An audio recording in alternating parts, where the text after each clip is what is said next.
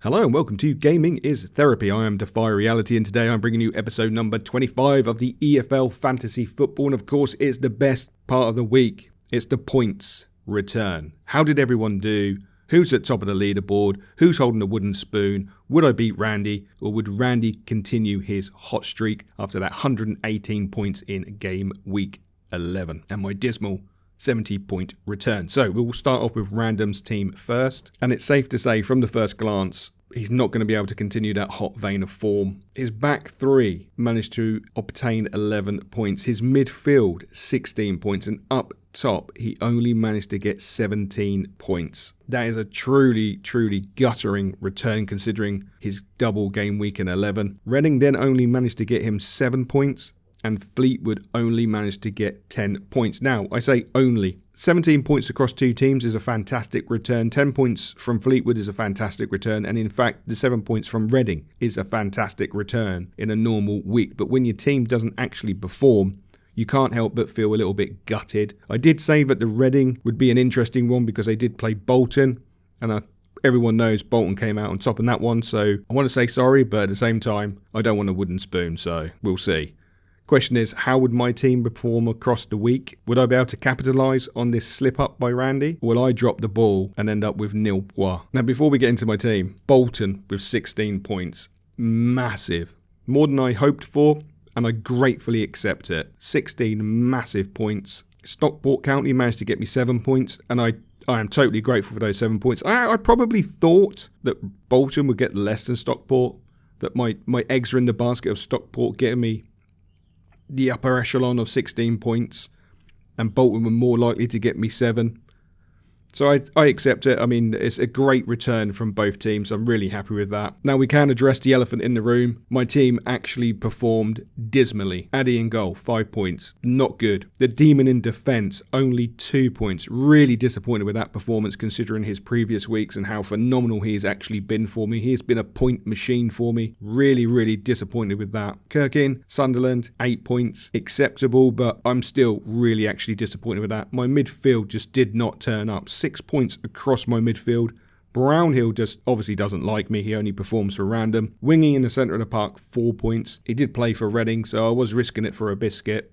4 points, not a good return. Barry up top, I accept those 15 points. That's a fantastic return. I'm happy with that. But the one-man army, the one-man wrecking crew, the utter destroyer of planets, Santos. 50 points as my captain. Phenomenal. Absolutely phenomenal. 66 points from Bolton. That's only 4 points short of my last week's total, which is mind-blowing. Don't get me wrong, it's just one of those weeks where you're just purely lucky. The 2 games that I had were just pure luck. The fact he scored, the fact he done so much, and the fact I captained him, it's just pure genius. No, it's a little bit of luck, and I accept that luck. I need that luck. The bigger question is, how would the weekly table look, and how would that impact the overall table? So from a weekly perspective, Random is at the bottom with 61 points. EFL Fantasy Josh slips up and is in 6th place with 69 points. Waymaker, 5th place, 74 points. Intimate Champions, 4th place with 75 points. Maximum Effort, 3rd place with 77 points. Bojong Swan, 2nd place with 84 points. 1st place by a country mile, I might say, with 109 points. And not even a true double game week, which brings me back to, which game week was it? Where I got 105 points, and that also wasn't a true double game week. I seem to do better when they're not 100% a double game week.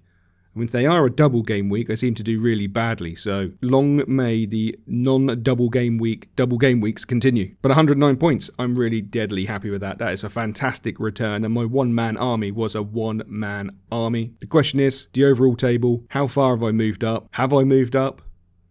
Let's see. Well, there we have it. So, EFL Fantasy Josh is still top with 819 points. Intimate Champions, 814 points in 2nd place. Waymaker, 799 points in 3rd place. Bojong Swan, 780 points in 4th place. I'm in 5th place with 759. Maximum Effort is in 6th place with 752. And the wooden spoon contender, Random is bottom of the table in 7th with 740 points. What a game week. What an absolute game week. I can't believe I was carried to glory by a centre-back, and I'm deadly chuffed. Absolutely deadly chuffed. Game week 13 is going to be absolutely huge, not just for me to continue this little bit of momentum that I have. I need to continue. I need to get a good points return in game week 13, but Random is going to be absolutely gunning for me. This is going to be like Jason with the hockey mask absolutely pounding me, with it being just Halloween a couple of days ago. He is going to be knocking on my door with an axe, chasing me down. It's going to be massive. It's going to be an absolute massive week. And there's some double games. And at the same time, it's not a full fixture list for game week 13. So everything to play for. It's going to be harder to get the points. A lot of teams are going to be very similar, I feel. It's going to be really interesting. But my God, I'm deadly happy with that points return. Did anyone else see that coming with Santos? Presumably not, because none of you had him in your team, apart from a few people, I imagine. But good Lord, 109 points, and I've moved up, which I'm deadly chuffed with. So we're going to leave it there. Hopefully, as always, you've enjoyed the video. Bring on game week 13, that's all I can say. Anyway, as always, we will catch you later.